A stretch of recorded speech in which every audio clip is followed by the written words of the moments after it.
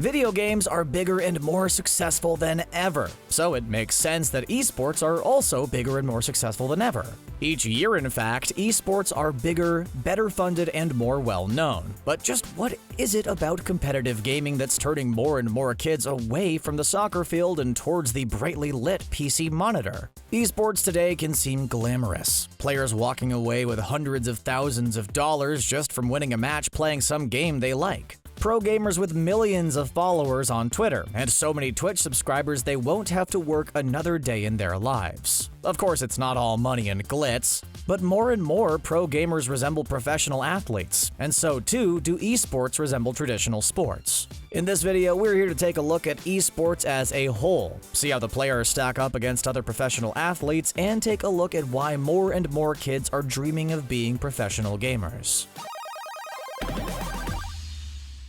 Act 1. The history of esports. Esports, or electronic sports, have been around longer than you might think, the earliest game competition being traced back to the 1970s. In 1981, nearly 4 decades ago, Twin Galaxies was founded, an entire organization dedicated to records in gaming. Over the years since the inception of competitive gaming, there have been a litany of events, records, competitions, and associations. But like with any nascent sporting movement, an inability to centralize and organize under a single system has made it difficult for competitive gaming to be taken seriously.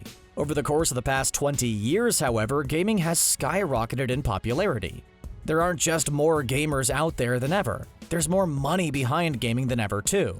Companies like Riot Games and Activision Blizzard are taking their esports leagues and franchises seriously and are willing to put money down to prove it. Overwatch League teams have reported franchise fees of $20 million, and Riot Games' North American League of Legends Championship Series, or NALCS, reportedly costs between $10 and $13 million per franchise for 10 permanent franchises.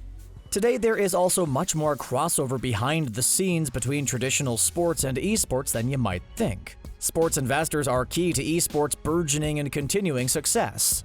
Those experienced in the sports industry are masters of sponsorships, marketing, and merchandise, all of which are key revenue streams for esports. Furthermore, the overhead today of signing professional athletes, building and maintaining stadiums, and the often high costs of tickets pales in comparison to the crowds esports can attract digitally at a fraction of the price. In many ways, sports and esports as businesses are a natural fit. What if a gaming tournament could fill a football stadium? What about the overlap between sports fans and gaming fans? These are profitable questions the sports and esports industries can answer together. For professional athletes, their sport of choice is often a lifelong career beginning at a very young age.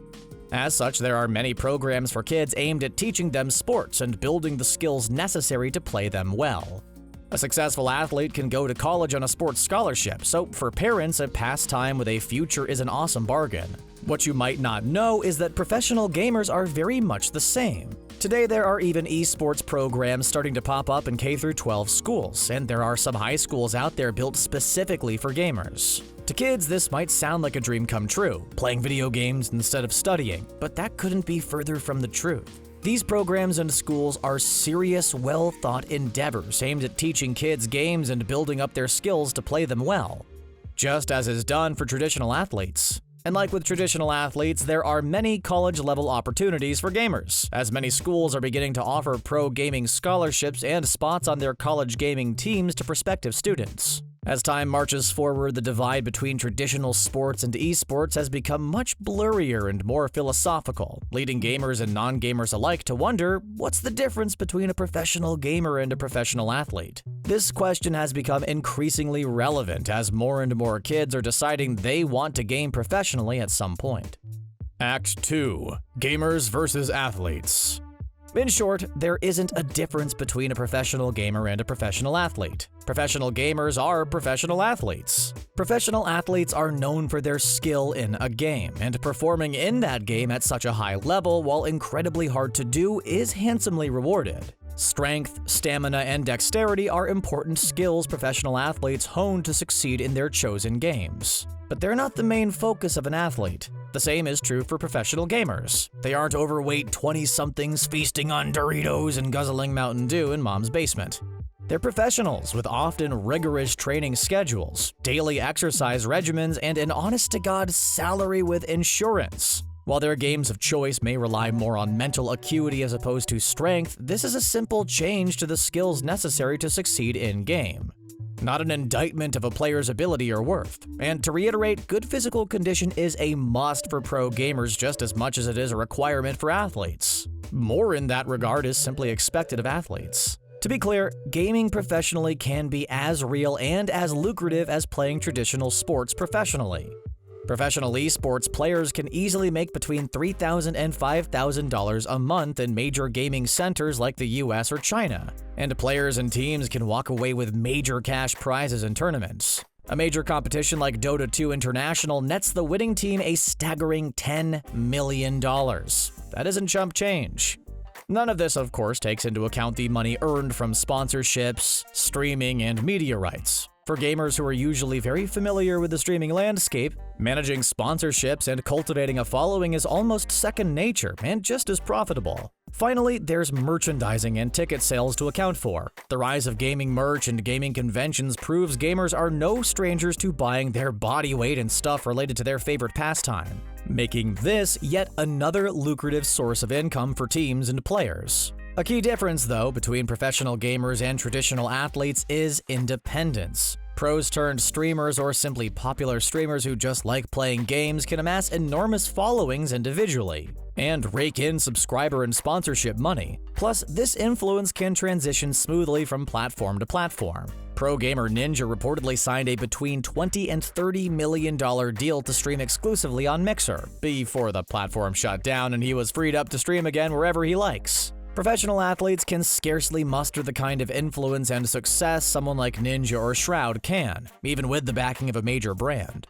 As the competitive gaming landscape evolves and more major conglomerates are formed, there will definitely be less independence to go around. But the nature of gaming as a digital hobby that largely takes place online makes the practice uniquely empowering to the individual. Ultimately, arguing about the distinction between gamer and athlete is pedantic. Both are professionals dedicated to the mastery of a pursuit. From daily life to compensation to influence and reach, pro gamers and professional athletes have more in common than they don't. What's undeniable is that competitive gaming is still in its relatively early stages, as there are still core, fundamental issues that the esports community has to address.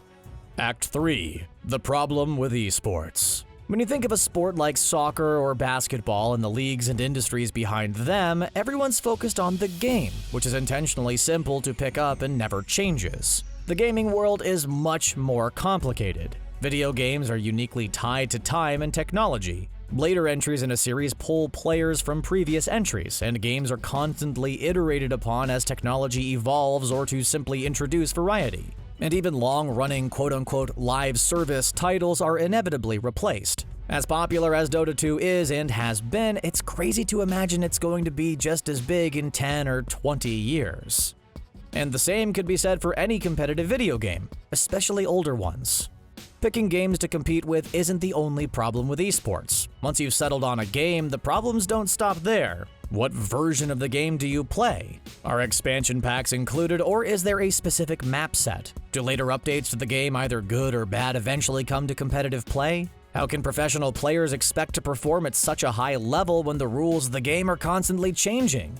Even when a game is chosen and a format is decided upon, disseminating the rules can be complicated, and it may not always be easy for all players to access particular builds of a title. Leagues are the other major issue when it comes to esports. While it's nice that there are official ones financed by big companies like Riot and Activision Blizzard, when you have the game developer and publisher controlling the competitive gaming scene, there can be complications. A developer or publisher may be incentivized to push players to compete on the latest build of a game, so as to show off new features, while that particular build may not be the best, or even fun or fair to play. Plus, when pro gamers are members of teams and leagues controlled by game publishers and developers, it'll always be complicated for these players to play and compete in games not associated with their team or league. A simple solution might seem to be to establish a third-party one-stop shop for competitive gaming that can oversee all competitions, set rules, provide management, that kind of thing, all free of the influence of game developers and publishers. The problem is that independent organizations such as these don't usually have the funds, resources, or reach established players in the game industry already have. So they can't offer what others might. Finally, to anybody watching The Gamer, it might be clear to you that pro gamers and pro athletes are one and the same. But to many out there who haven't grown up watching or playing games, the idea of a professional gamer doesn't make a lot of sense. Some simply don't have the capacity to appreciate what it means to be a pro gamer. And while it's not important everyone have this capacity, for esports to become as accepted as traditional sports, most will need a passing enough familiarity with games so as not to dismiss them outright as categorically silly or stupid. Though these barriers to entry are similar impediments to what all sports have had to contend with in the early days. Before bowling, the idea of a professional athlete rolling a ball down a level flat path in an attempt to knock over pins would be pretty silly. But over time, it has become accepted. And in time, so will esports. Do you think a pro gamer has skills in their field on par with somebody like Tom Brady in his, or do you think gamers and athletes are two separate groups and never should the two overlap? Be sure to let us know in the comments down below, and for more videos just like this one, make sure to subscribe to The Gamer and ring that notification bell.